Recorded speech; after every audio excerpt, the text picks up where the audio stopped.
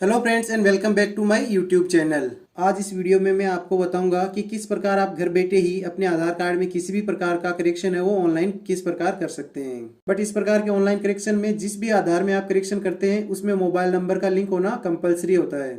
ये करेक्शन आप अपने खुद के आधार में भी कर सकते हैं और अपने कस्टमर के आधार में भी कर सकते हैं। और इस प्रकार के ऑनलाइन करेक्शन की खास बात यह है कि आपको इस करेक्शन के लिए किसी भी आधार सेंटर पे जाने की जरूरत नहीं है। ये करेक्शन आप घर बैठे अपने फ़ोन या कंप्यूटर से कर सकते हैं।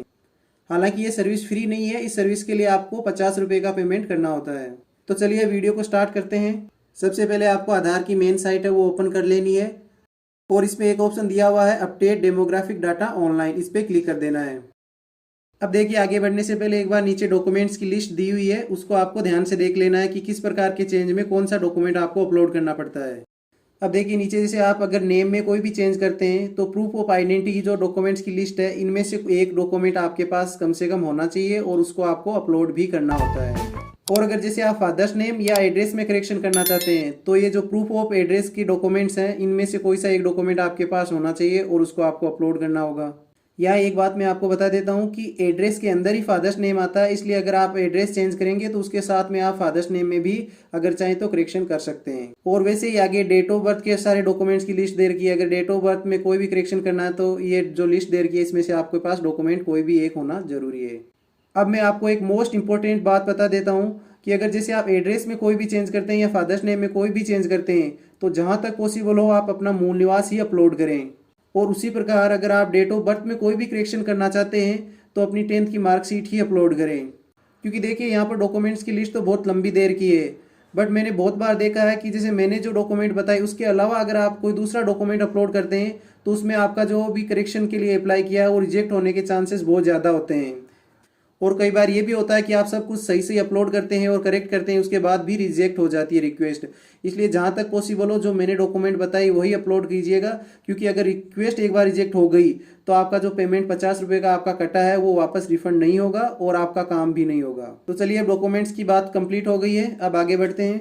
देखिए एक ऊपर ऑप्शन दे रखा है प्रोसीड टू अपडेट आधार, इस पर आपको क्लिक करना है। उसके बाद नेक्स्ट पेज ओपन होगा, इसमें जिस भी आधार में आपको करेक्शन करना है उसके आधार नंबर यहाँ एंटर करने हैं और ओटीपी सेंड करके नीचे वाले कॉलम में ओटीपी एंटर कर देना है और लॉगिन पर क्लिक कर देना है। उसके बाद आपका आधार है वो लॉगिन हो जाएगा। इसके बाद आपको अपडेट डेमोग्राफिक डाटा पर क्लिक कर देना है। इसके बाद नेक्स्ट पेज ओपन होगा, यहाँ पर आपको काफ़ी सारे ऑप्शन शो होंगे जैसे नेम है, language, mobile number, date of birth, address. यहाँ पे एक चीज़ का आपको ध्यान रखना है, नेम, जेंडर और डेट ऑफ बर्थ में करेक्शन की लिमिट्स होती है।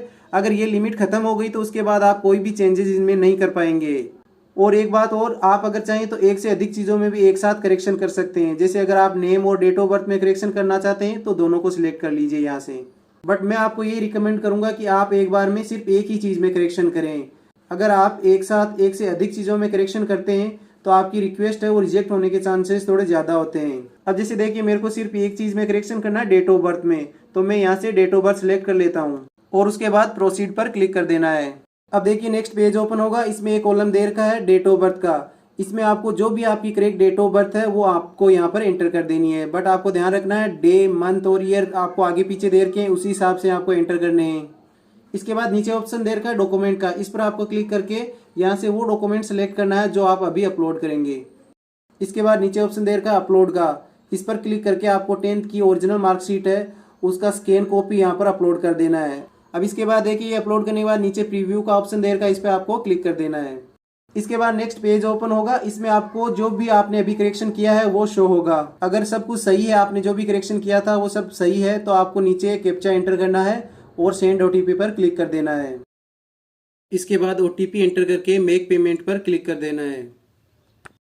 एक बार पेमेंट सक्सेसफुली हो जाएगा तो उसके बाद आपके सामने एक रिसिप्ट आएगी, उसको आपको डाउनलोड करके रख लेना है। अब देखिए ऑनलाइन करेक्शन की जो प्रोसेस थी वो कंप्लीट हो गई है, तो मैं आपको बता देता हूँ कि किस प्रकार आप अपनी करेक्शन का जो स्टेटस है वो देख सकते हैं। ऊपर देखिए माई आधार में एक ऑप्शन दे रखा है check online address update status, इस पर आपको क्लिक करना है। इसके बाद नेक्स्ट पेज ओपन होगा, यहाँ पर आपको जिस आधार में आपने करेक्शन किया था उसके आधार नंबर एंटर करने हैं और कैप्चा कोड सब कुछ एंटर करने के बाद सेंड ओटीपी पर क्लिक कर देना है। उसके बाद आपको जो ओटीपी मिले वो ओटीपी आपको नीचे वाले कॉलम में एंटर कर देनी है।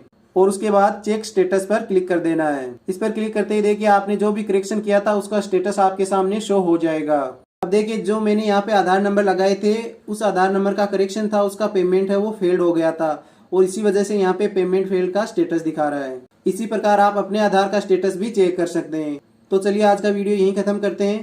थैंक्स फॉर वॉचिंग, मिलते हैं नेक्स्ट वीडियो में।